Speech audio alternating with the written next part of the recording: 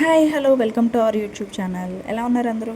ప్రస్తుతం టాలీవుడ్లోనే కాదు ఇండియాలోనే hottest topic Devara movie release అయ్యి 2 days అవుతుంది కదా.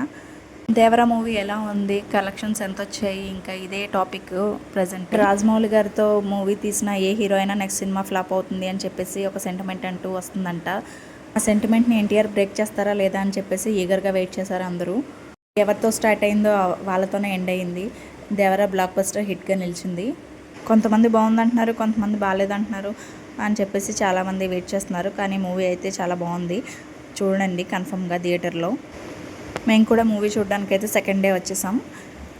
ఇంకా రెస్ట్ రూమ్లో వాటర్ హ్యాండ్స్ పెడితే వస్తున్నాయి వాటర్. ఇంకా మా మనిషి ఆడుతుంది, ఆ హ్యాండ్ తీసి ఈ హ్యాండ్ తీసి అది పెట్టడం. ఇంకా మూవీకి అయితే వచ్చాం. మూవీ స్టార్ట్ అయిపోయింది.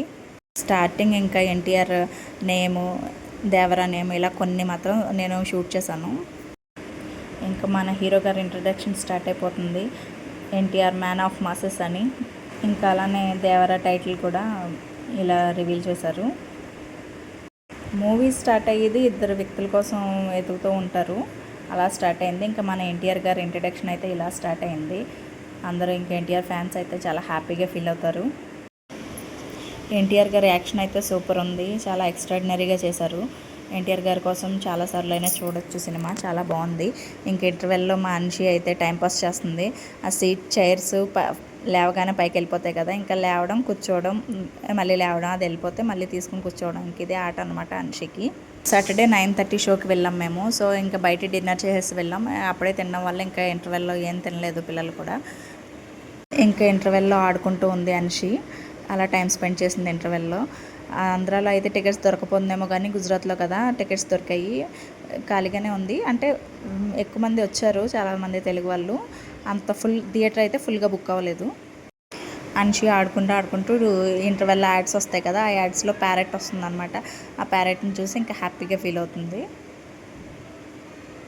ప్యారెట్ అని చెప్పేసి దాన్ని చూస్తూ హ్యాపీగా ఉంది.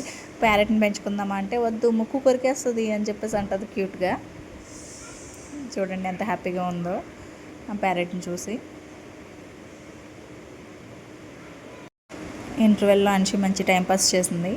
తర్వాత ఇంకా మూవీ స్టార్ట్ అయిపోయింది. మూవీ అయితే చాలా బాగుంది. ఫస్ట్ హాఫ్ సూపర్ ఉంది, సెకండ్ హాఫ్ కూడా బాగుంది. నెక్స్ట్ పార్ట్ ట్విస్ట్లు అన్నీ చాలా బాగున్నాయి.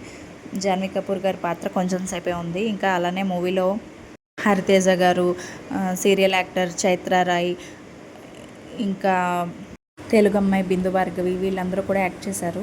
ఇంకా అందరికీ తెలిసినట్టు ఈ మూవీలో ఎన్టీఆర్ గారు డ్యూయల్ రోల్ చేస్తున్నారు కదా. దేవరాగా ఎంత పవర్ఫుల్ క్యారెక్టర్ అయితే ఉందో, వరాగా అంత అమాయకంగా, పిరికితనంగా, భయంగా ఉంటూ అందరినీ నవ్వించారు. ఎన్టీఆర్ గారు 2 పాత్రల్లోనే లీనమైపోయి చేశారు, ఆయన గురించి చెప్పక్కర్లేదు కదా. అది చాలా బాగుంది. మధ్యలో ఏమైందంటే మాకు సెకండ్ పార్ట్ ఇంటర్వెల్ తర్వాత మూవీ వస్తుంది కానీ, వాయిస్ వస్తుంది కానీ థియేటర్ స్క్రీన్ అంతా బ్లాంక్ అయిపోయింది. ఇలా నేను న్యూస్లోనే చూశాను, కానీ మాకు ఫస్ట్ టైం ఎక్స్పీరియన్స్ అయింది. ఇంకా అందరూ కేకలు వేస్తూ ఉన్నారనమాట సినిమా రావట్లేదు అని చెప్పేసి. అప్పుడు కొంతమంది వెళ్ళి పిలుచుకొస్తే అప్పుడు మళ్ళీ సెట్ చేశారు. కాకపోతే ఇలా ఒక 10-15 minutes అయితే ఇలా బ్లాంక్ స్క్రీనే వచ్చింది మాకు. తర్వాత పిలిచి సెట్ చేయించారు వాళ్ళని. అప్పుడు స్టార్ట్ అయింది మూవీ.